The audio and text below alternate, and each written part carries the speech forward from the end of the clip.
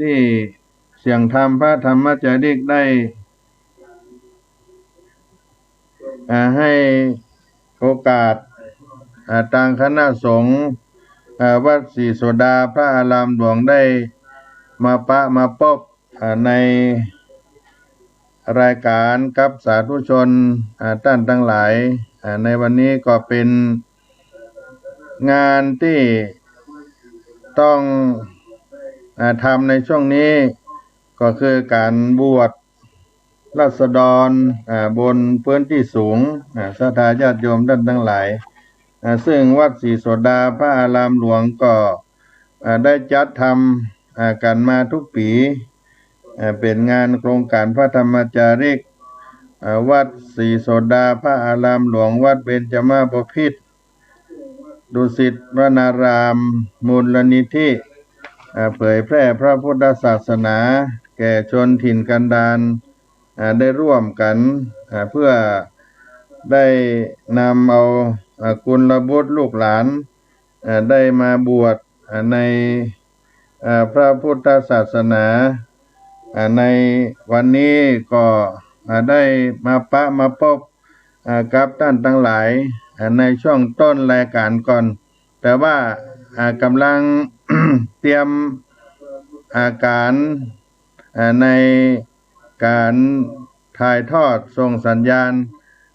ขอให้ญาติโยมท่านทั้งหลายได้รับฟังเสียง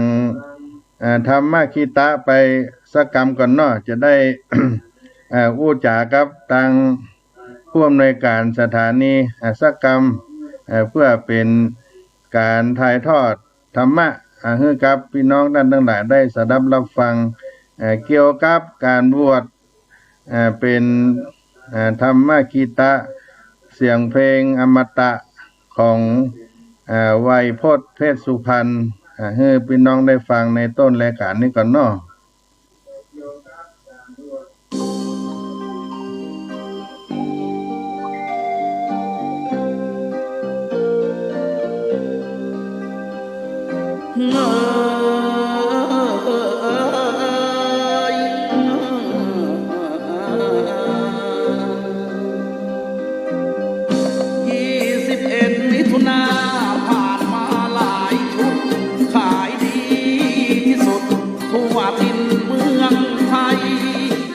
ต้นฉบับที่ยอมรับทั่วไปมีทุกเครื่องไฟเปิดกันทั่วแดนทั้งเด็กผู้ใหญ่ฟังได้ฟังดีบุรุษสตรีเป็นเปิดเป็นแสนวันกำหนดไหว้พดลาแทนซื้อไปฝากแฟนเมื่อตอนบวชเรียนใครบวชแทนแน่แน่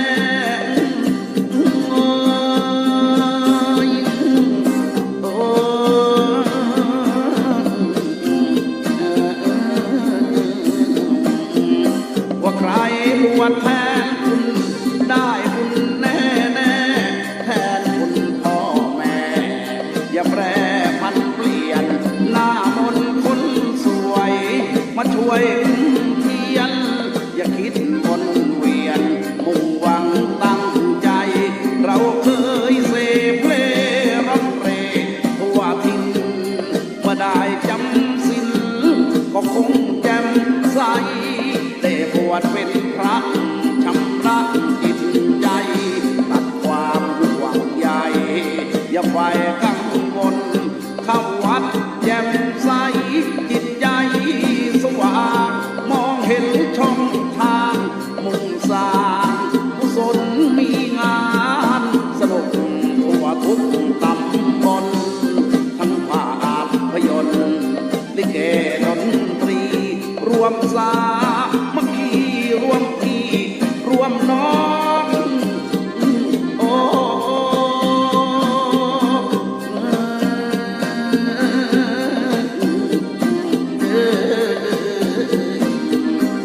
รวมสามัคคีรวมพี่รวมน้องทั่วทุกบ้านช่องไม่เคยนายหนีงานแก่งานฉันบวชกันทุกปีค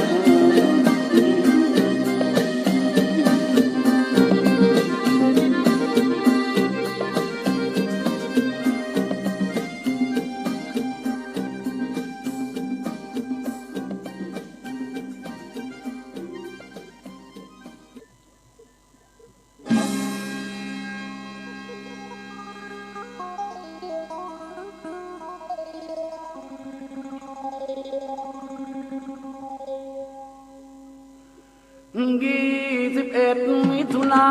ที่ผมลาครั้งก่อนแต่ที่บวชแน่นอนบวชกันตอนปีนี้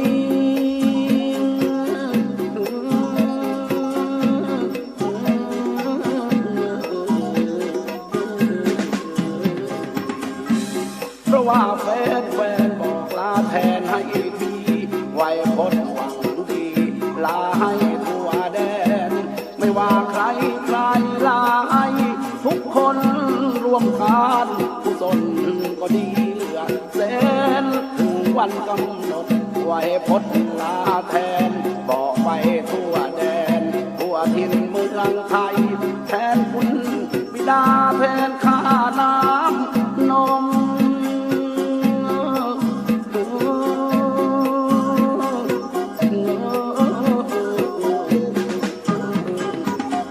แทนคุณ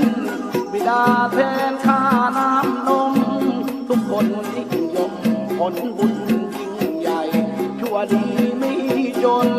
ทุกคนตัดใจไม่ว่าผู้ใดก็บวชได้และดีคุณลุงคุณป้าคุณตาคุณยาย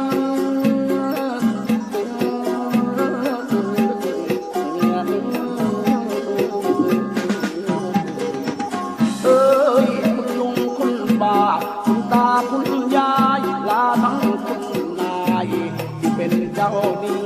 ลาเฮียลาเจลิเกดนตรีอาหวยอาตีที่มีเมตตาลาน้องลาพี่เคยมีสัมพันธ์ผู้ใหญ่กำนันบอกไปทั่วหน้าลาหมอตำแยที่แก่ชรา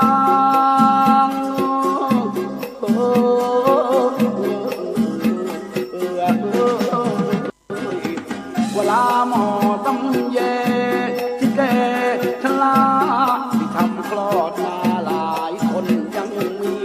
บอกทั้งชาวนาขอลาชาวไร่ทั้งไกลและไกลทั่วทุกทิศลายอดชีวันโอ้แม่ควันชีวิต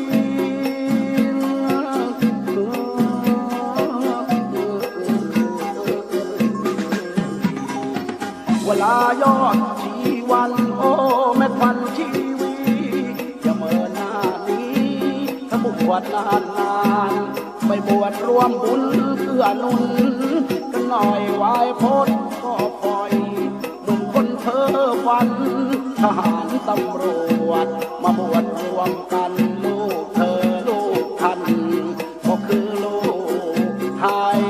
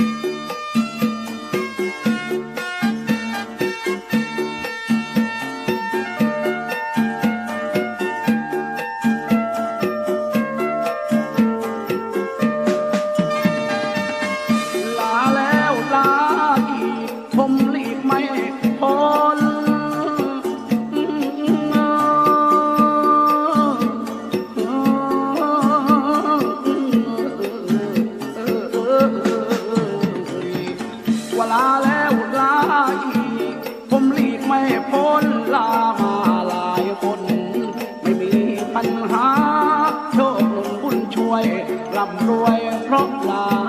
ขอให้พ่อค้าร่ำรวยทุกคน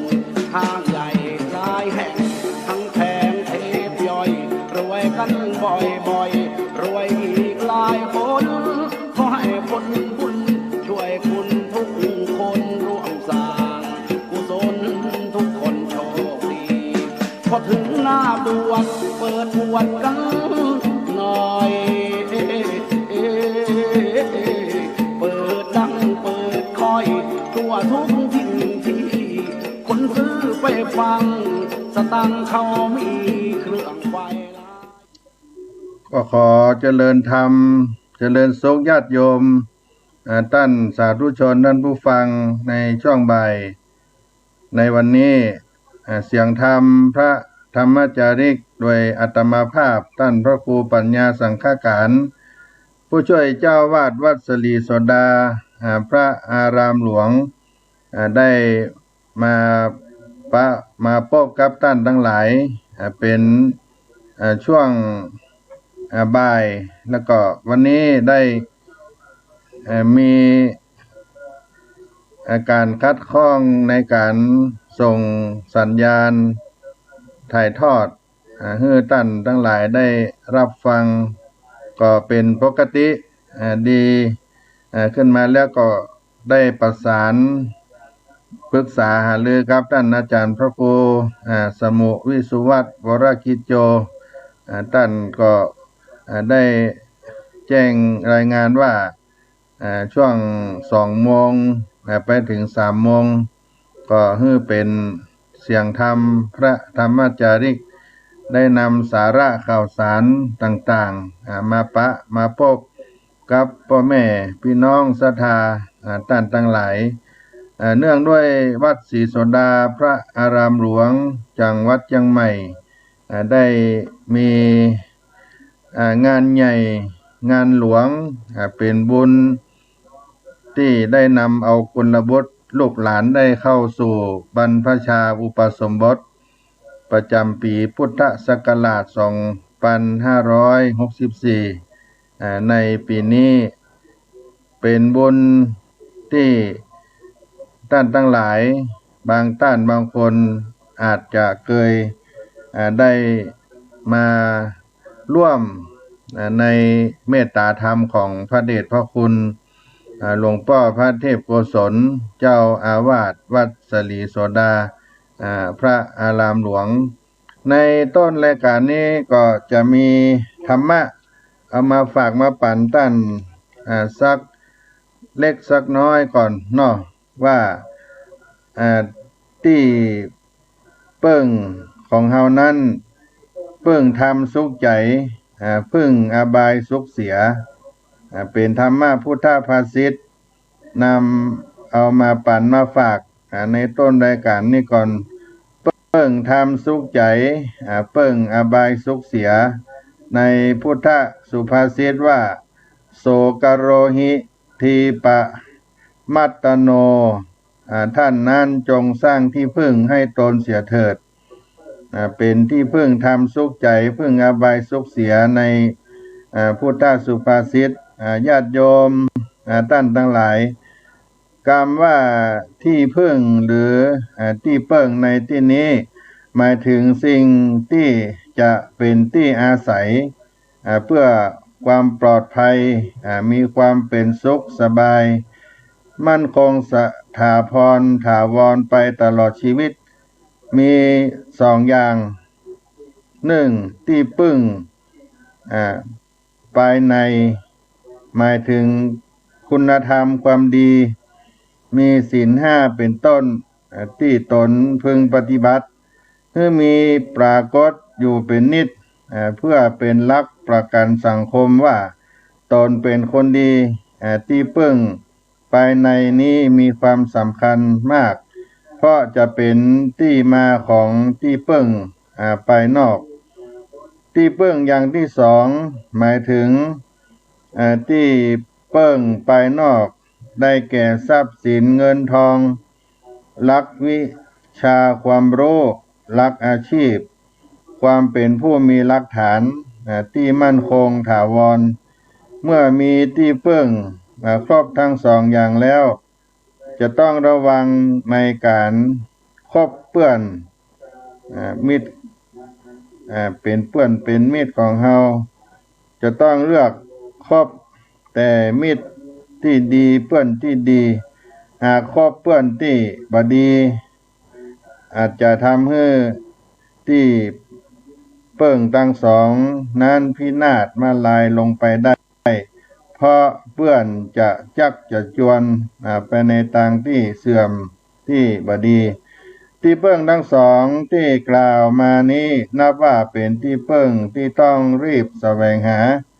ยิ่งในยุคปัจจุบันนี้ เป็นยุคที่มีคนเป็นจำนวนมากแต่งานมีน้อยถ้ามัวเกียจคร้านรีบตั้งตัวเสียแต่ยังหนุ่มจะวิ่งบัตันคนอื่นเขาและเมื่อคนว่างงานมากขึ้นปัญหาสังคมก็จะตามมาบางคนเรียกยุคนี้ว่าเป็นยุคความเครียดการครองโลกเพราะมีหลายคนที่มีลักษณะแบบเดียวกันเมื่อเราเกิดมานี่เป็นมนุษย์โลกเรานี้ได้ดำรงชีวิตตนในความเป็นอยู่ในวิถีชีวิตเมื่อเกิดมีความเครียดมาในตนในตัวเมื่อเกิดมีในตัวเราการแสวงหาที่พึ่งอันเป็นการคลายเครียดก็จะมีมากขึ้นที่พึ่งในการคลายเครียดควรจะหางานอดิเรกทำหรือใช้ปัญญาประกอบอาชีพอิสระที่ตนพอใจและสุจริตโดยเล่นกีฬาก็ดีไปชมนกชมป่าก็ดีเหล่านี้เป็นต้นแต่บางคนก็หันหน้าเข้าหาสิ่งเสพติดที่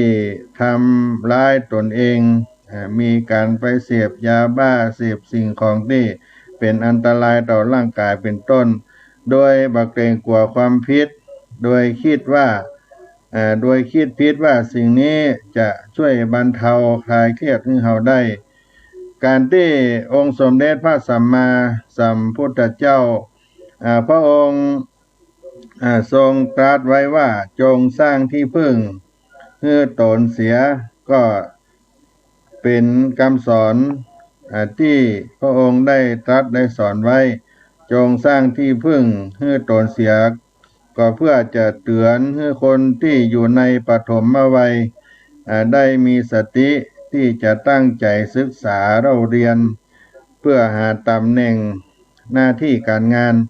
อันเป็นการถาวรเพื่อตนเสียถ้ามัวแต่เกลียดค้านความรู้บัตันเขากลายเป็นคนตกงานกลับถูกความเครียดพาไปให้เสียคนได้เพราะฉะนั้นบุคคลเมื่อมาหูผลแห่งความเสียหายที่รอคนเกียจคร้านคนเกเรอยู่ข้างหน้าในอนาคตอยู่ข้างหน้าในอนาคตก็จงรีบเร่งมีความขยันอดทนสร้างที่พึ่งตนให้เกิดขึ้นจะได้รับความสุขความสบายในอนาคตต่อไปขอให้ได้คิดว่าหนึ่งที่พึ่งความดีพึ่งความดีจะดีแก่ตัวถ้าพึ่งชั่วตัวจะเสียหายเพราะความชั่วจะเป็นตัวทำลายสองพึ่งธรรมมีสุขพึ่งอบายมุขมีเสียถ้าไม่ละโมหะจะเข้าเชียร์ตนเฮาก็มีพึ่งธรรมนั้นสุขใจพึ่งอบายนั้นสุขเสียธรรมะพุทธภาษิตที่ว่าโสกโรหิทีปะมัตตโนท่านนั้นจงสร้างที่พึ่งให้ตนเสียเถิดเป็นธรรมะที่พึ่งนางคิดตั้งใจได้นำมาปั่นมาฝากท่านสาธุชนท่านผู้ฟังในต้นรายการเสียงธรรมพระธรรมจาริกในวันนี้ก่อนญาติโยมท่านทั้งหลายอาตมาภาพได้กล่าวไปว่าในการจัดการบวชงานกิจกรรมเป็นบุญใหญ่บุญหลวงของวัดสลีโสดาพระอารามหลวงที่ได้จัดได้ทำขึ้นตั้งแต่ก่อตั้งกำเนิดเกิดโครงการพระธรรมจาริกนั้นขึ้นมาซึ่งมีเจ้าพระคุณสมเด็จพระพุทธชินวงศ์สุวรรณโชตามหาเถระอดีตเจ้าวาดวัดเบญจมบพิตรดุสิตวนารามกรุงเทพมหานครดำรงตำแหน่งเป็นองค์ประถมประธานคณะพระธรรมจาริก ได้ร่วมกับกรมประชาสงเคราะห์กระทรวงมหาดไทยในสมัยนั้นกรมพัฒนาสังคมและสวัสดิการในสมัยนี้ได้ส่งพระนักเผยแผ่ไปบนภูเขาเรียกว่าพระธรรมจาริกซึ่งเป็นกลุ่มคณะสงฆ์ที่สละตนกายใจขึ้นไปอยู่กับราษฎรพี่น้องเจ้าเขาในปีพุทธศักราช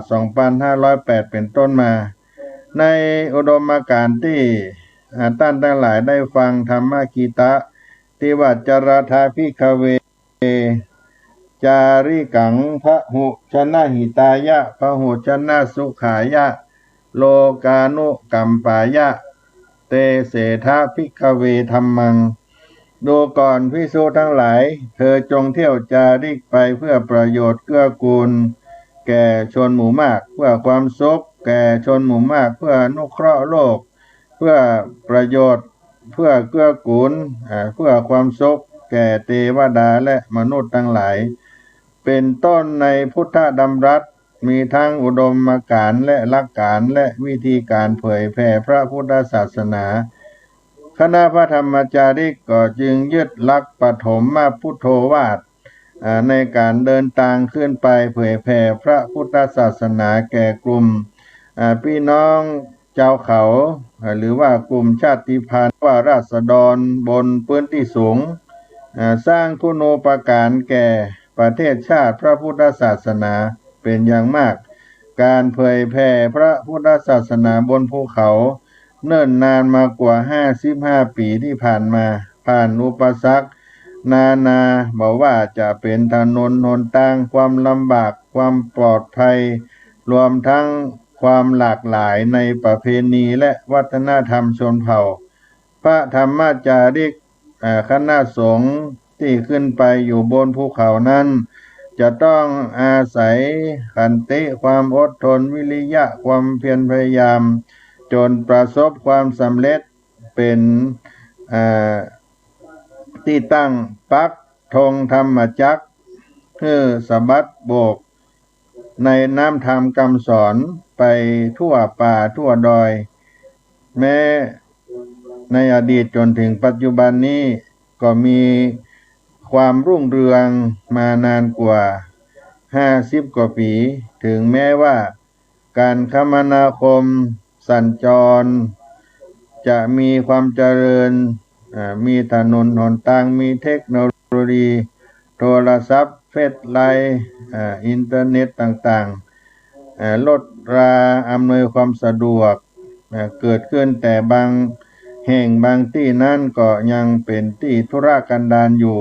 ยังต้องลำบากเหมือนอดีตที่พระธรรมจาริกจะต้องอาศัยยังอุดมการณ์ที่ได้เป็นนักเผยแผ่พระพุทธศาสนาอยู่บนป่ายดอยแปรดอยอยู่ป่าอยู่เขาจะต้องเสียสละกำลังกายกำลังทรัพย์กำลังศรัทธาและจิตใจเป็นที่ตั้งตัวเพื่อจะดำเนินตามพุทโธวาทปฐมพุทโธวาทที่กล่าวไว้ว่าเพื่อเกื้อกูลแก่มหาชนคนหมู่มากเพื่อความสุขแก่มหาชนคนหมู่มากเพื่ออนุเคราะห์แก่เจ้าโลกเพื่อเกื้อกูลเพื่อประโยชน์เหล่าเทพพยดาและมนุษย์ทั้งหลายเขาเป็นที่ระลึกถึงในการทำงานของพระธรรมจาริกในปฐมพุทโธวาทแห่งองค์สมเด็จพระพุทธเจ้าที่ได้ทรงสาวกไปเผยแพร่ยังพระพุทธศาสนาเมื่อครั้งแรกของพระพุทธศาสนาในโลกของเฮานี้พระธรรมจาริกเฮาท่านทั้งหลายที่เสียสละการสละงานขึ้นไปอยู่บนยอดเขาปลายดอยก็มีภาระหน้าที่ในการที่ขึ้นไปอยู่กับพี่น้องเจ้าเขาราษฎรบนพื้นที่สูงเป็นภาระลักไงมีอยู่2 ภาคการญาติโยมงานที่วัดสลีโสดาวัดเบญจมบพิตรร่วมกับมูลนิธิกรมพัฒนาสังคมที่ได้อาราธนาพระ สงฆ์พระเถระครูบาสังฆะขึ้นไปจาระทะพิกเวจาริกังจารินำธรรมคำสอนพระพุทธเจ้าขึ้นไปเนื่องเพื่อเป็นการเผยแผ่พระพุทธศาสนาได้ชักชวนพี่น้องเจ้าเขามานับถือพระพุทธศาสนาสอนไหว้พระสวดมนต์เจริญจิตตภาวนาจนเลื่อมใสเข้ามาบรรพชาอุปสมบทตั้งแต่พุทธศักราช2508จนถึงปัจจุบันนับหมื่นรูปอันที่สองนั้นพัฒนาคุณภาพชีวิตราษฎรบนพื้นที่สูงลดความเหลื่อมล้ำร่วมกับภาคีเครือข่ายทั้งภาครัฐและเอกชนสร้างถนนหนทางโรงเรียนประปาหมู่บ้านและก็เป็นสิ่งที่ใช้เกิดประโยชน์ให้เป็นบ้านในความอุปถัมภ์พระธรรมจาริกที่ได้ทำขึ้นและก็มีการแจกเครื่องอุปโภคบริโภคสาธารณะสงเคราะห์ในยามปกติและก็ยามที่ประสบภัยธรรมชาติเป็นต้นว่าอุทกภัยวาตภัยภัยหนาวน้ำนองน้ำท่วมไฟไหม้อัคคีภัยต่างๆเกิดความเหน็ดความหนาวขึ้นในบนเขาบนดอยและก็เป็นที่สร้างความเป็นปึกเป็นแห่งความสมานสามัคคีบนแผ่นดินบนภูเขาบนดอยสร้างคุณภาพชีวิตให้แก่พี่น้องเจ้าเขาพี่น้องกลุ่มชาติพันธุ์ราษฎรบนพื้นที่สูงก็นำมาซึ่งประโยชน์สุขแก่ประเทศชาติบ้านเมืองเป็นอนันต์อเนกอย่างมากมายการที่ได้นำเอากุลบุตรลูกหลานได้เข้ามาบวชในพระพุทธศาสนาต่อเนื่องกันมา56 ปีเข้ามานี่แล้วญาติโยมเพื่อได้มาศึกษาพระธรรมวินัยศึกษาทั้งทางโลกทางธรรมให้เกิดขึ้นกับตัวผู้เข้าบวชเรียนได้ศึกษาความรู้ทางโลกทางธรรมให้เป็นปัจจัยเกิดประโยชน์เกิดปัญญากับผู้ที่ได้เข้าบวชเข้าเรียนในปีพุทธศักราช2564นี้วัดศรีโสดาได้ร่วมกับโครงการพระธรรมจาริกมูลนิธิเผยแพร่พระพุทธศาสนาแก่ชนถิ่นกันดารได้จัดพิธีบรรพชาอุปสมบทบนพื้นที่สูงจำนวน169รูปเพื่อถวายพระราชกุศลเนื่องในโอกาสวันเฉลิมพระชนมพรรษาพระบาทสมเด็จพระเจ้าอยู่หัวเมื่อบรรพชาอุปสมบทแล้วศึกษาพระปริยัติธรรมในวัดศรีโสดาพระอารามหลวงและก็วัดวิเวกวนารามซึ่งเป็นสาขาในการศึกษาในโครงการพระธรรมจาริกมีอยู่2 แห่งมีวัดศรีโสดาพระอารามหลวงเป็นหลักใหญ่ในจังหวัดเชียงใหม่แห่งนี้ในโครงการพระธรรมจาริกในปีพุทธศักราช2564ได้จัดพิธีบรรพชาอุปสมบทราษฎรบนพื้นที่สูงพี่น้องเจ้าเขามีรายการดังนี้1วัดศรีโสดาพระอารามหลวงจำนวน69รูปได้จัดงานในวันที่11 กรกฎาคม 2564 2. สำนักงานพระธรรมจาริกจังหวัดน่านจำนวน25รูปได้จัดงานขึ้นในวันที่12 กรกฎาคม 2564 ณ วัดพระธรรมจาริกห้วยสะแตงอำเภอทุ่งจ้างจังหวัดน่าน 3. ศูนย์อบรมศีลธรรมพระพุทธศาสนาบนพื้นที่สูงจังหวัดตากจำนวน25รูปวันที่13 กรกฎาคม 2564 เป็นวันจัดงานณวัดพระธรรมจาริกต่อพระคีอำเภอท่าสองยางจังหวัดตาก 4. สำนักงานพระธรรมจาริกจังหวัดแม่ฮ่องสอน จำนวน25รูปได้จัดงานในวันที่14กรกฎาคมพุทธศักราช2564ณสำนักงานพระธรรมจาริกจังหวัดแม่ฮ่องสอนวัดแม่ลาน้อยอำเภอแม่ลาน้อยจังหวัดแม่ฮ่องสอนโดยหลวงพ่อพระครูญาณสัมปยุตเป็นเจ้าสำนักงานพระธรรมจาริกจังหวัดแม่ฮ่องสอนลำดับที่5ศูนย์อบรมศีลธรรมส่งเสริมพระพุทธศาสนาจังหวัดลำปางจำนวน25รูปจัดงานวันที่15กรกฎาคมพุทธศักราช2564ณวัดพระธรรมจาริกวังใหม่อำเภอวังเหนือจังหวัดลำปางท่านสาธุชนทั้งหลายที่มีโอกาสร่วมทำบุญทางคณะจัดงานก็เปิดบุญให้ท่านทั้งหลายได้ร่วมญาติโยมร่วมเป็นเจ้าภาพร่วมเป็นเจ้าภาพบุญบวชรูปละ 2,500 บาทหรือว่าตามกำลังศรัทธาก็มีการร่วมทำบุญในวัดศรีโสดาพระอารามหลวงนี่เป็นที่ตั้งและก็ต่างไลน์ต่างเฟซนั้นจะมีธนาคารบุญ หมายเลขบัญชีธนาคารกรุงไทยเลขที่บัญชี021-122-5401เลขบัญชี021-122-5401ธนาคารกรุงไทยสาขาสะพานขาวชื่อบัญชีมูลนิธิเผยแพร่พระพุทธศาสนาแก่ชนถิ่นกันดารนี่เป็น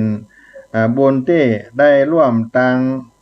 อินเทอร์เน็ต Facebook ทางไลน์ในหมายเลขบัญชีธนาคารกรุงไทยที่ได้แจ้งให้ท่านทั้งหลายได้รับทราบในการร่วมบุญเนื่องจากช่วงของภัยระบาดของโรคโควิดสถานการณ์โรคไวรัสโควิด-19 มาแพร่ระบาดเป็นการป้องกันในการที่จัดงานบุญใหญ่ประจำปีของคณะพระธรรมจารีก็มีการเปลี่ยนแปลงไปตามที่ได้กล่าวให้กับญาติโยมท่านทั้งหลายได้สดับรับฟังเป็นบุญบัญชีเดียวบัญชีหลักที่ให้ท่านทั้งหลายได้ร่วมบุญบวชชาวเขาประจำปีเลขบัญชี021-122-5401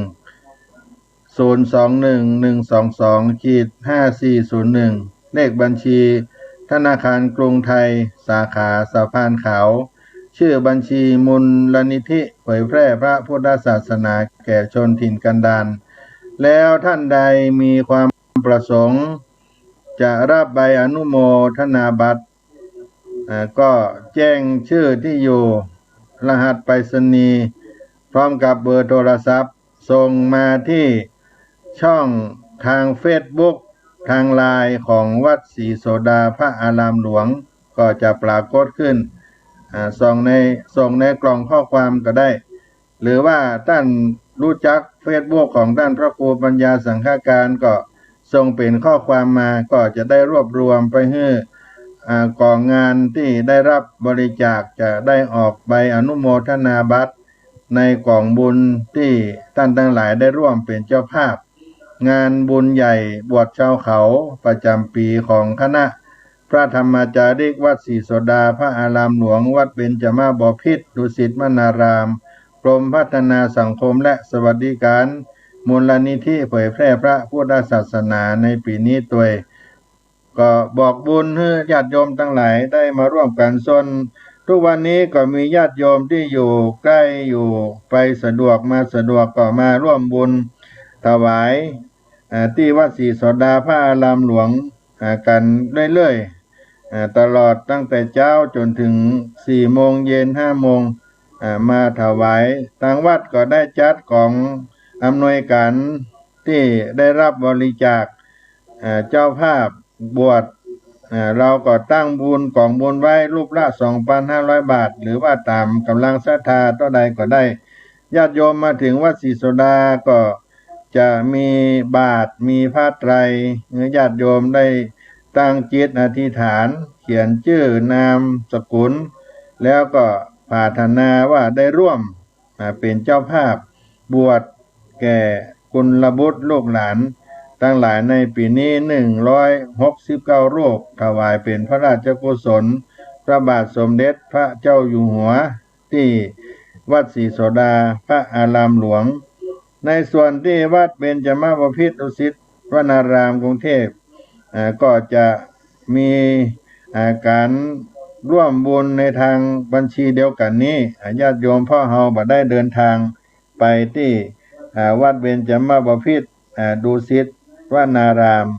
ถ้าหากว่าญาติโยมจะติดต่อทางเฟซทางเพจ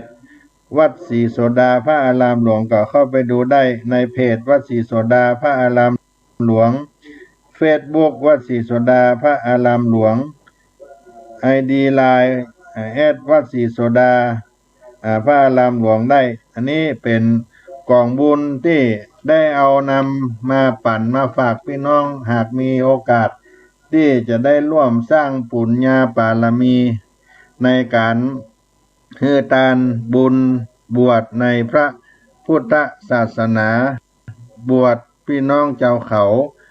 ในโครงการพระธรรมจาริกในปีนี้ก็เป็นบุญที่เฮาท่านทั้งหลายหากมีโอกาสที่จะได้สร้างไว้กับตนกับตัวก็ขอน้อมเชิญญาติโยมท่านทั้งหลายได้มาร่วมบุญกุศลกันได้ก็ได้รับฟังธรรมคีตาของ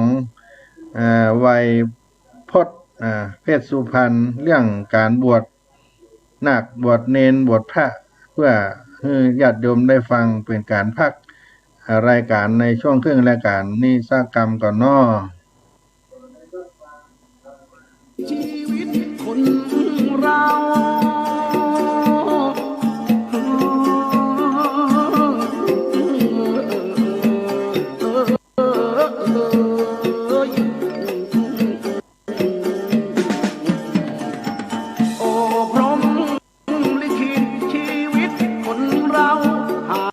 คำกินเช้าเช้ากินคำตัวดีมีจนทุกคนเสียงคำโลดเล่นเต้นรำเหมือนตัวละครใครเป็นผู้นำคนทำให้เกิดเราควรทูลเถิดคนอุ้มอุทธรวอนให้กินให้นอนมาตั้งนมนานรักตัวให้ผูกรักลูกให้ตีบางคนได้ดีไม่มีหลักฐานทอดทิ้งพ่อแม่จนแก่นั่งยานอยากจนรนรานไม่เคยเลี้ยวแลเคยกอด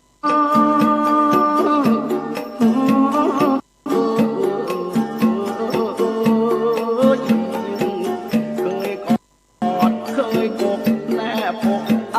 อุ่นอุทิศคนอุ่นแทนคุณพ่อแม่ลูกไทยล้านไทยอย่าได้เชื่อนแช่บวชให้พ่อแม่ที่เลี้ยงเรามา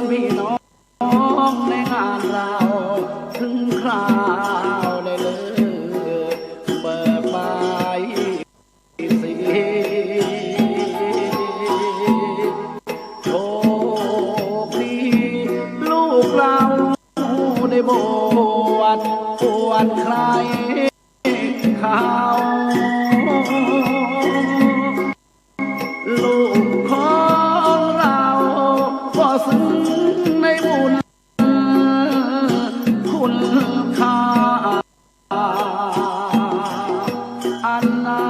ำนมมาดาพระคุณยิ่งกว่าสิ่งใดเราอยากทิ้ง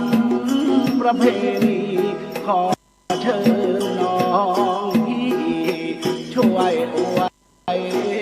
ชัยตั้งใจล้อมวงในกรอบปลายสีโชคดีวันนี้เรามาพร้อมรังขอเชิญมานั่งเวียนเทียน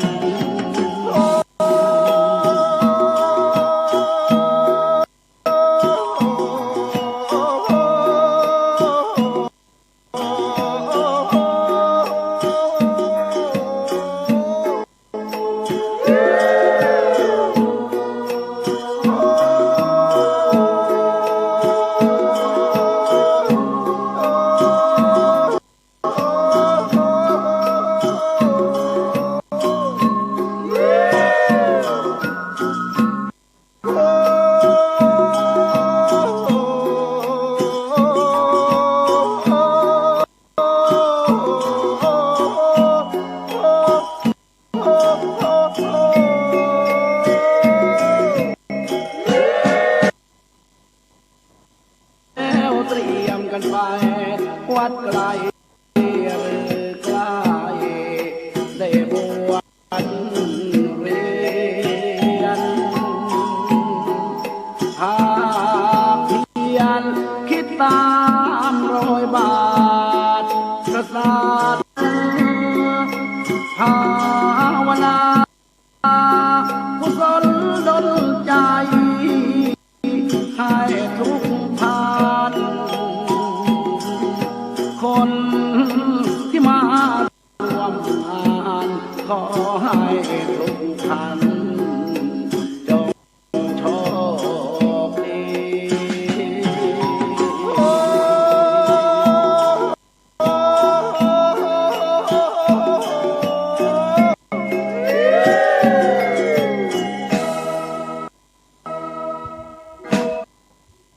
ญาติโยมก็ได้รับฟังธรรมคีตะเสียงเพลงของอมตะงานบวชไวยพจน์จบลงไปก็เป็นเรื่องราวของการเข้าบวชในพระพุทธศาสนาได้อานิสงส์ทั้งอานิสงส์ของคนบวชและก็ท่านเจ้าภาพมีอานิสงส์ที่เพิ่นกล่าวไว้สำหรับ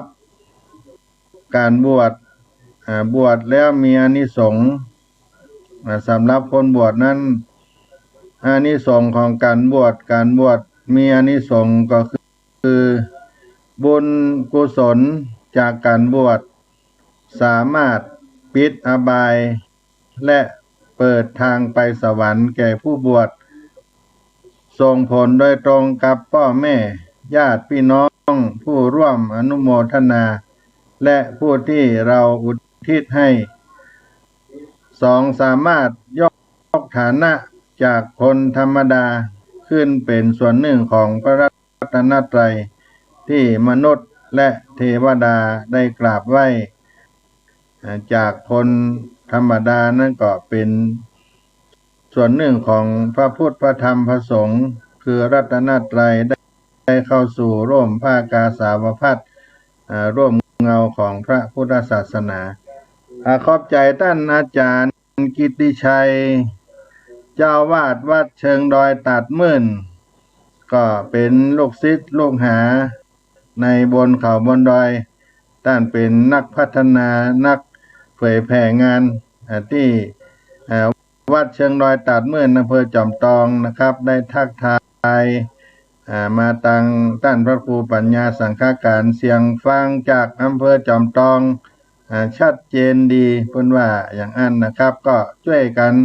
เผยแผ่งาน บนเขาบนดอยด้วยกันเนอท่านอาจารย์กิตติชัยวัดเชิงดอยตัดมื่นอำเภอจอมทองก็เป็นเครือข่ายบนเขาบนดอยที่เฮาออกเผยแพร่งานพระพุทธมีแถมประการหนึ่งก็คือทำให้สามารถบรรลุธรรมในเบื้องต้นจนถึงเบื้องสูงเข้าถึงมรรคผลนิพพานเป็นแก่นเป็นสารในที่สุดได้ถ้าเราได้บวชแล้วอานิสงส์ก็เกิดขึ้นและหากบ่ได้บรรลุธรรมในชาตินี้บุญกุศลอันมหาศาลจากการบวชย่อมบ่สูญเปล่าจะได้สั่งสมไว้เป็นรากฐานแห่งการบรรลุธรรมในชาติต่อไปของคนบวชด้วยและก็ยังส่งผลให้มีความเจริญรุ่งเรืองในห่มในเงาของพระพุทธศาสนานานไปถึง64ครับญาติโยมทั้งหลายข้อต่อไปผลบุญอันเกิดจากการบวชเป็นผลบุญกุศลอันมหาศาลจากการบวชจะไปตัดรอนวิบากกรรมที่กำลังส่งผลจากนักให้เป็นเบาจากเบาแล้วก็หายก็มิดไปแม้ถึงละสังขารจากโลกนี้ไปตายไปก็จะได้ไปในทางที่ดีข้อต่อไปบุญกุศลอันมหาศาลนี้ที่ได้บวชอานิสงส์ก็จะช่วยส่งผลให้มีความก้าวหน้าในหน้าที่การงานและจะช่วยพลิกวิกฤตของชีวิตให้เป็นโอกาสได้โดยง่ายและข้อต่อไปเป็นการสร้างความสมัครสมานสามัคคีให้เกิดขึ้นแก่พุทธบริษัทสี่ทั่วแผ่นดินเพื่อให้ทุกภาคส่วนได้มีบทบาทในการช่วยการฟื้นฟูศีลธรรมและพัฒนาท้องถิ่นให้มีความเจริญรุ่งเรืองทางศีลธรรมอันจะก่อให้เกิดความสงบร่มเย็นบนผืนแผ่นดินไทยเป็นแผ่นดินธรรมแผ่นดินเย็นและสามารถผ่านพ้นวิกฤตไปสู่ความเจริญในอนาคตต่อไปเป็นการสร้างผู้นำทางศีลธรรมเมื่อเกิดขึ้นทั่วแผ่นดินเป็นการสถาปนาวัดร้างเมื่อเป็นวัดรุ่งเรืองวัดร้างเมื่อเป็นวัดรุ่งได้สืบทอดอายุพระพุทธศาสนาไปตราบนานเต้านานเกิดขึ้นด้วยอานิสงส์ของการบวชที่เข้าสู่พระพุทธศาสนาแล้วอานิสงส์นั้นอานิสงส์ของการบวชของอานิสงส์ของการบวชนั้นเป็นจะได้คือหยังเมื่อกล่าวถึงผลอานิสงส์ของการบวชแล้วผู้บวชจะทำอานิสงส์เมื่อเรากล่าวถึงผลหรือว่าอานิสงส์ของการบวชไปแล้วผู้บวชควรจะทำในใจ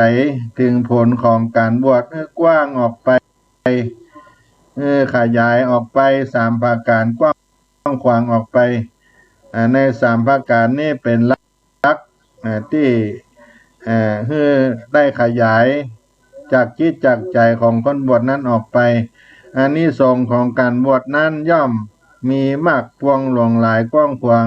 เหลือที่จะพรรณนาแล้วก็เอามาให้ครบถ้วนไว้ได้แต่เราได้ประมวลสรุปเอาไว้ที่สำคัญจำแนกแจกออกเป็นประเภทใหญ่ๆอยู่3ที่จะเปิงได้แก่ตัวคนบวชเอง2เปิงได้แก่ผู้อื่นมีพ่อมีแม่เป็นต้นเป็นประธานพร้อมด้วยญาติมิตรญาติพี่น้องทั้งหลายอันที่3อานิสงส์ที่จะพึงได้แก่พระพุทธศาสนาเราจะต้องบวชจริงศึกษาเราเรียนจริง ประพฤติปฏิบัติจริงให้ได้รับผลของพรหมจรรย์นี้ให้จริงแล้วให้เกิดขึ้นแล้วพยายามให้ได้สั่งสอนคนอื่นสืบต่อกันไปจึงจะเป็นการสืบทอดอายุพระพุทธศาสนาเป็นเครื่องบูชาเป็นเครื่องสักการะตอบแทนของคุณแห่งองค์สมเด็จพระสัมมาสัมพุทธเจ้าโดยแท้จริงอานิสงส์ที่การบวชนั้นคืออันใดก็ได้กล่าวไปข้อลักใหญ่ๆที่จะเกิดขึ้นในจิตในใจและแผ่ออกไปให้เฮาท่านทั้งหลายอยู่3อย่างแล้วอานิสงส์การบวชในธรรมวรรณกรรมของล้านนาของเฮานั้นเปิ้นกล่าวในมหินตากุมารธรรมอานิสงส์บวชในมหินตากุมารได้กล่าวไว้ว่า1ได้บวชเป็นสามเณรมีอานิสงส์4กับเป็นภิกขุสังฆะทุเจ้ามีอานิสงส์8กับญาติโยมอันที่2เอาลูกคนอื่นมาบวชเป็นสามเณรมีอานิสงส์2กับเป็นภิกษุมีอานิสงส์4กับอันที่3ผัวเมียกับเป็นภิกษุมีอานิสงส์16กับเป็นภิกขุมีอานิสงส์18กับคำว่ากับนั้นกับหรือว่าการนั้นอุปมาไว้ว่ากับก็นับสมมติให้ได้หันว่ามีศิลาก้อนหินก้อนมาหินก้อนนี้สูงได้ปันวากว้างได้ปันวา100 ปีติบไหนเทวดาเอาผ้าติบมากวาดละตีเมื่อใดมาหินก้อนนั้นค่อมเปียงเลี่ยนไปเปียงหน้าแผ่นดินดังหน้ากล่องใจเมื่อใดดังอันก็จริงได้ว่ากับ1แลอันนี้เป็นอานิสงส์ที่บังเกิดขึ้นในอานิสงส์บวชในเรื่องมหินตากุมารเป็นธรรมเปื้อนเมืองที่พี่น้องศรัทธาบ้านเฮาเมื่อบวชแล้วก็จะมีการอยู่กรรม7 วันผู้บวชนั้นจะต้องเป็นขยมมาก่อนในทางภาคเหนือล้านนาไทยของเฮาฝึกการเทศนาธรรมเรื่องอานิสงส์มหินตากุมารเรื่องการบวชแล้ววันที่ออกกรรมวันที่7นั้นก็จะได้แสดงธรรมเป็นการเฉลิมฉลองงานเป๊กงานบวชนั้นที่วัดวาอารามที่จัดศรัทธาญาติโยมพ่อแม่พี่น้องชาวบ้านทั้งหลายก็จะมารวมกันในรุ่งเช้าเพื่อได้ใส่บาตรพระใหม่เนนใหม่เป็นพระไว้ก็จะได้ฟังธรรมมหินตากุมารอานิสงส์บวชในธรรมผูกนี้ก็เป็นคำสอนของล้านนาบรรพชนบรรพบุรุษที่ได้รจนาแต่งขึ้นเอาเป็นเนื้อธรรมคำสอนให้เฮาศรัทธาท่านทั้งหลายญาติโยมการบวชเฮามีสรุปใจว่าการบวชที่เฮาฝึกหัดได้จุบได้ย้อมกายวาจาใจให้มีระเบียบเรียบร้อยดีงามคนที่บวชแล้วถือว่าเป็นคนสุขเป็นคนสุขเป็นผู้ผ่านการอบการรมให้สุขแล้วด้วยน้ำธรรมคำสอน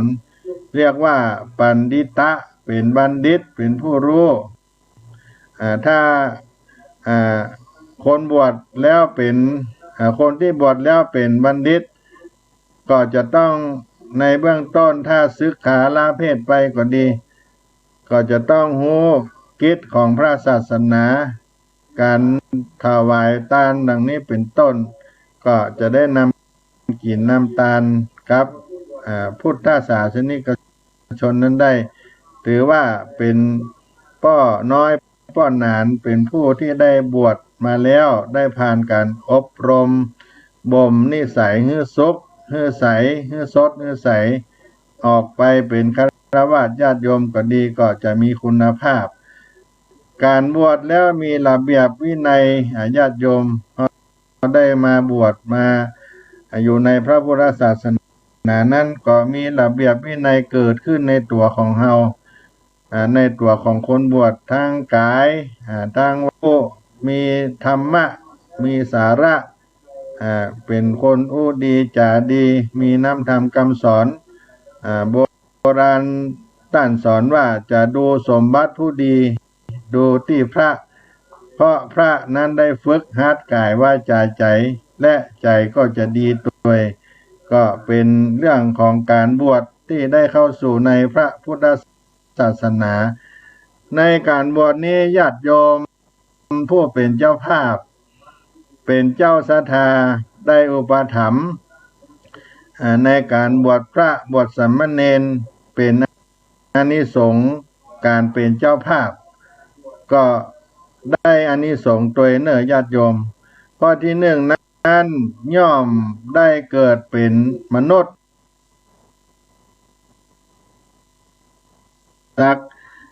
เมื่อได้เป็นเจ้าภาพบวชตู้เป็กตู้มีศักดิ์มีตระกูลที่ดีคหบดีเศรษฐีได้เกิดในตระกูลสู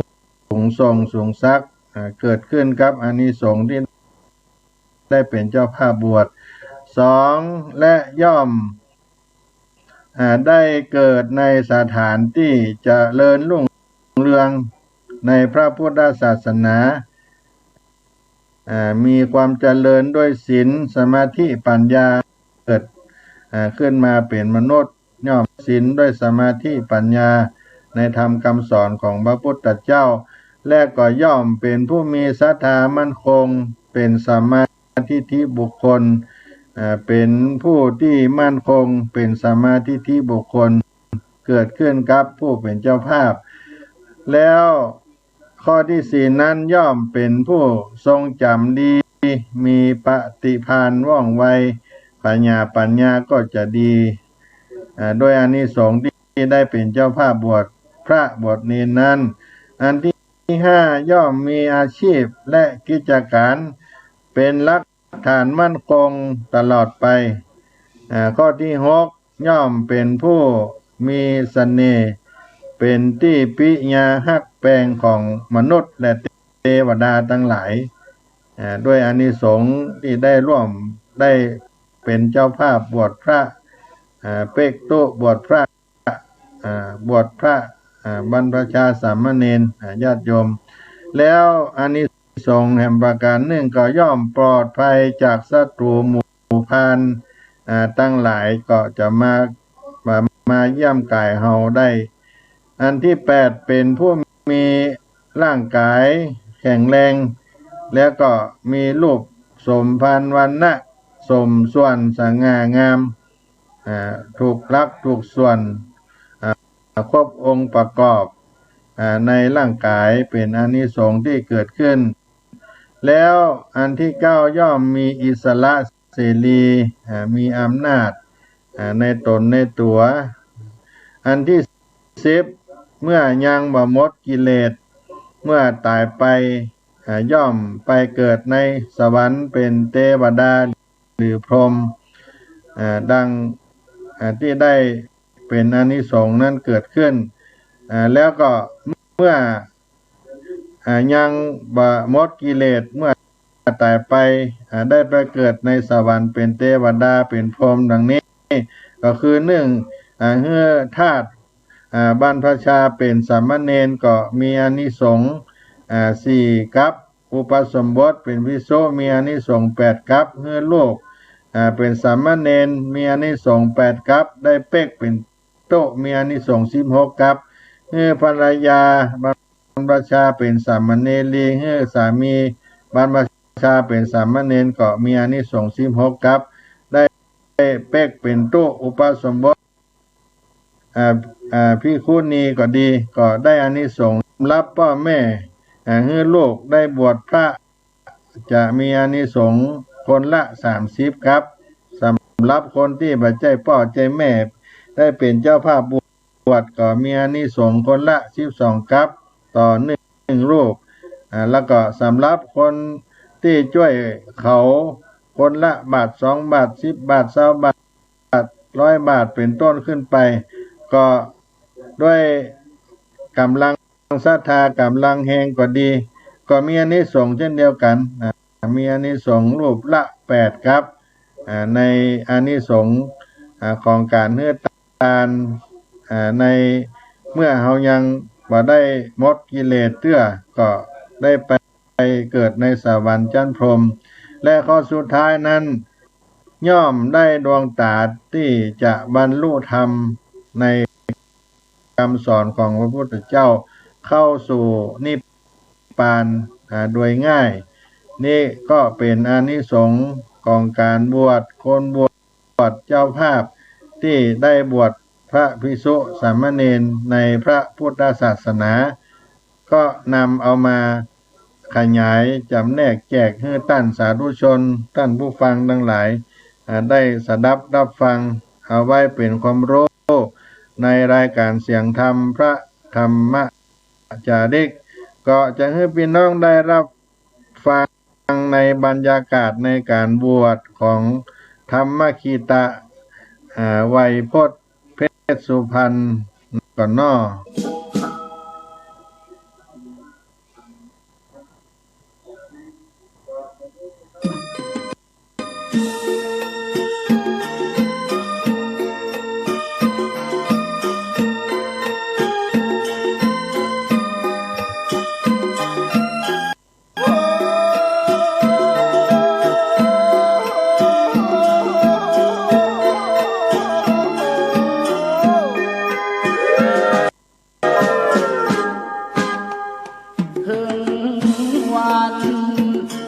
สัญญาญาติพี่น้องเข้ามาด้วยความศรัทธาใช่ไหมบวชลูกหลานเสียทีน้องและพี่ร่วมใจสิ้นห่วงใยบ้านเหนือบ้านใต้เขาแม้งานของเราแจกอาหารของเมาแวะมาบ้านเรานะร่วมบุญสร้างก็มาบ้านนอกบ้านนามีงานเป็นมาทุกทีโชคดีเรามีแม่พ่ออย่าทุกข์เลยน้อขอให้ทำใจให้นาคเราได้บวชมีเห็นคนมากมายหลายท่าน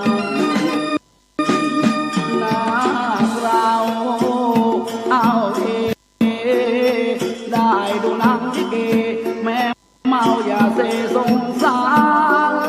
ดื่มแต่เพียงห้องคอใครอยากก่อเหตุงานบวชลูกบวชหลานครั้งนี้เป็นงานมงคล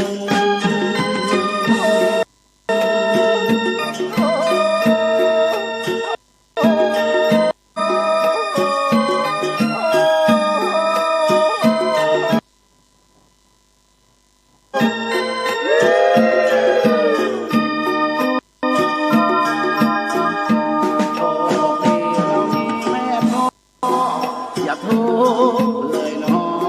ขอให้ทำใจให้ดีนาคเราได้บวชราวีโชคดีเห็นคนมากมายหลายท่านนาคเราอ้าว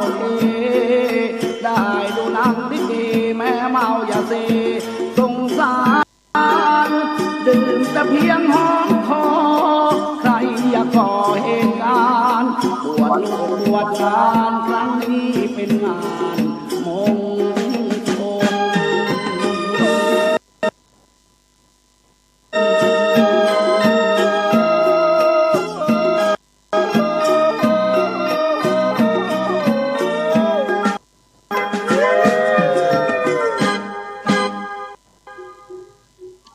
ในการฟังในสาระธรรมก็เกี่ยวกับการบวชการเป็นนาคที่จะเข้าสู่ในพระพุทธศาสนาของอมตะเสียงเพลงไวยพจน์ เพชรสุพรรณเขาฝากปันพี่น้องคนฟังท่านทั้งหลายในเสียงธรรมพระธรรมจาริกวัดสลีโสดาพระอารามหลวงเนอญาติโยมทั้งหลายท่านที่จะร่วมเป็นเจ้าภาพการบวชร่วมกับวัดศรีโสดาพระอารามหลวงจังหวัดเชียงใหม่ร่วมบุญเป็นเจ้าภาพวัดศรีโสดาพระอารามหลวงจังหวัดเชียงใหม่บวชชาวเขาประจำปีพุทธศักราช2564ในปีนี้ก็ร่วมบุญเป็นเจ้าภาพได้รูปละ 2,500 บริจาคได้ที่ธนาคารกรุงไทยหมายเลข05401เป็นเลขหมายบัญชี021-1-22540-1ธนาคารกรุงไทยและสถานที่รับบริจาคเป็นหลักก็คือวัดศรีโสดาพระอารามหลวงจังหวัดเชียงใหม่วัดเบญจมบพิตรดุสิตวนารามในส่วนรับบทที่2วัดนี้วัดศรีโสดาพระอารามหลวงวัดเบญจมบพิตรดุสิตวนารามกรุงเทพและท่านจะติดตามข้อมูลการบวชชาวเขาปีพุทธศักราช2564ก็ติดตามข้อมูลการบวชที่เพจวัดศรีโสดาพระอารามหลวงหรือเฟซบุ๊กวัดศรีโสดาพระอารามหลวงID Lineวัดศรีโสดามีให้ท่านทั้งหลายได้ติดตามข้อมูลการบวชชาวเขา2564วัดศรีโสดาพระอารามหลวงในนามของหลวงพ่อพระเทพโกศลก็ขออนุโมทนากับท่านทั้งหลายที่ได้สดับรับฟังนี้แล้วหรือว่า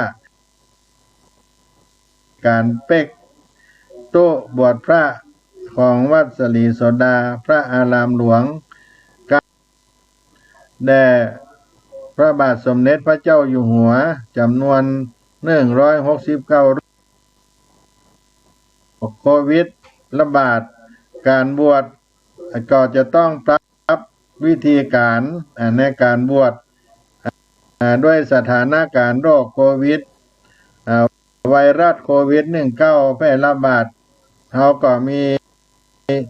พิธีการป้องกันการแพร่ระบาดในการจัดบุญใหญ่ประจำปีการบวชชาวเขาก็ได้แยกเป็นกฎในจำนวน169รูปของการบวชชาวเขาโครงการพระธรรมจาริกซึ่งมีมูลนิธิเผยแพร่พระพุทธศาสนาบนพื้นที่สูงและกรมพัฒนาสังคมและสวัสดิการวัดเบญจมบพิตรดุสิตวนารามกรุงเทพวัดศรีโสดาพระอารามหลวงเป็นกองกำลังสำคัญในการจัดงานและประกาศบุญบอกบุญให้กับศรัทธาญาติโยมท่านทั้งหลายไปทั่วโลกบางท่านก็ทำมาตั้งแต่40-50 ปีที่ผ่านมาจนถึงปัจจุบันในการบวชครั้งนี้วัดศรีโสดาพระอารามหลวงจะจัดบวชวันที่11ก็ได้จำนวน69รูปจังหวัดน่านวัดพระธรรมจาริกห้วยสัตแตงจัดบวช25รูปวันที่12กรกฎาคม2564ที่จังหวัดตากที่วัดธรรมจาริกต่อพระคีจำนวน25รูปในวันที่13กร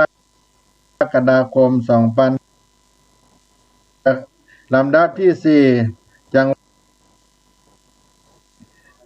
วัดแม่ลาน้อยวันที่14กรกฎาคม2564แห่งที่5จังหวัดลำปางณวัดพระธรรมจาริกวังใหม่จำนวน25รูปได้จัดงานวันที่15 กรกฎาคม 2564 รวมแล้วเป็น169รูปจุดหลักใหญ่สำคัญในการประกาศบอกบุญรับบุญก็วัดศรีโสดาพระอารามหลวงแห่งนี้เป็นที่ตั้งเป็นจุดใหญ่มีกองอำนวยการรับบุญจากญาติโยมทั้งหลายในการบวชเจ้าเขาในปีนี้ก็เป็นการบวชแบบ New Normal ได้รักษาในสถานการณ์โลกเปลี่ยนแปลงที่การแพร่ระบาดของโควิด-19 มาสู่พี่น้องเขาท่านทั้งหลายแต่กองบุญนั้นบ่จิตบ่จางศรัทธาญาติโยมก็มาร่วมกันอยู่เรื่อยๆเพราะฉะนั้นก็ขอฝากบุญไว้กับศรัทธาญาติโยมที่ได้สดับรับฟังทางเฟซบุ๊กพระครูปัญญาสังฆการก็ดีทางสถานีวัดฝายหินมหาวิทยาลัยเชียงใหม่ก็ดีก็ได้แพร่กระจายบอกบุญกันออกไปเป็นการเผยแพร่บุญได้ยกเอากุลบุตรลูกหลานเข้าสู่พระพุทธศาสนา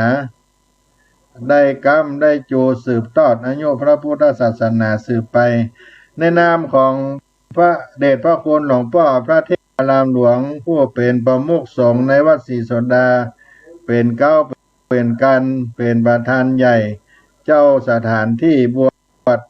ในโครงการพระธรรมจาริกบวชชาวเขาปีพุทธศักราช 2564 นี้ก็ขอเชิญชวนบอกบุญให้กับญาติโยมที่ได้สดับรับฟังไปตามที่ได้กล่าวไปและในท้ายรายการนี้ก็ขออำนาจคุณพระศรีรัตนตรัยจงได้ปกปักรักษาศรัทธาญาติโยมท่านผู้ฟังทั้งหลายที่ได้เป็นเจ้าภาพบวชไปแล้วก็ดีที่จะเป็นเจ้าภาพตามมาก็ดีท่านผู้ฟังได้รับการบุญกุศลแล้วยกมือไหว้อธิษฐานก็ได้บุญเช่นเดียวกันก็ขอให้ทุกท่านไว้เป็นสุขาเป็นหมู่พดาคนฟังดังอี้ว่าจุ่งดำจุ่งโลยจะได้สวยเป็นนี่ไกลจากราคีดังพร้อยใจยะลาพานำนาบ่น้อยได้ตามข้าวซ้อยกำปอนโลกาพยะปิดไม่ถ่ายถอนซกสถาวรเหมือนกันจุผู้จุคนจัตตาโรธรรมาวะทันโตอายุวันโนสุขังปะลัง